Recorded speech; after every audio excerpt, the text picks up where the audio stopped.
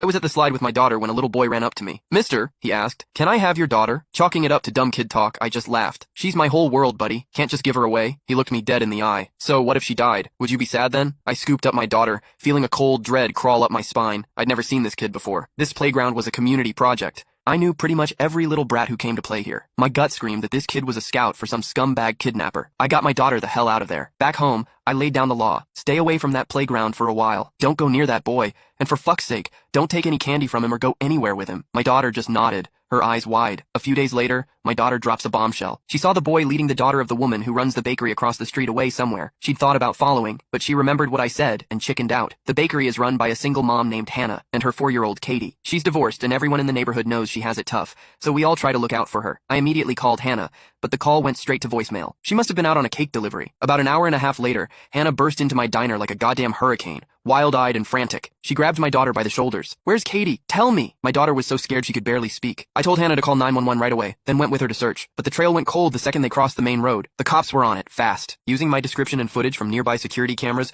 they found the boy that same night. His name was Leo. Leo swore up and down he hadn't taken Katie. His parents backed him up, lying through their teeth that their son had been home all day. The cops showed them the surveillance footage, blowing their bullshit story to pieces. That's when Leo, the little shit, finally mumbled, I'm not 12 yet, so I don't have to go to jail, right? Leo led us to a derelict construction site nearby and pointed to a small, freshly dug pit in the ground. She's in there. The cops dug away the loose dirt and found a styrofoam cooler, the kind you get from Amazon deliveries. They pried the lid open. Katie was crammed inside, curled into a ball. Her eyes were wide open, her mouth slightly agape, her face a mask of pure terror. Hannah just fucking broke. She lunged at Leo, trying to tear him apart, but the cops managed to hold her back. The police had Leo recount the whole thing. His clarity, his step-by-step logic, sent a fucking icicle through my heart. Leo said he found the pit at the construction site and got the idea to bury something alive in it. First, he tried a stray cat, but it scratched its way out immediately. A failure. So, Leo switched his target to a kid. But the hole was too small, so the little psychopath tied 2 shoelaces together to measure the pit's dimensions. Whenever he found a potential target, he'd measure them with the shoelace first before trying to snatch them. He also said he only picked little girls. They were easier to control, and he added,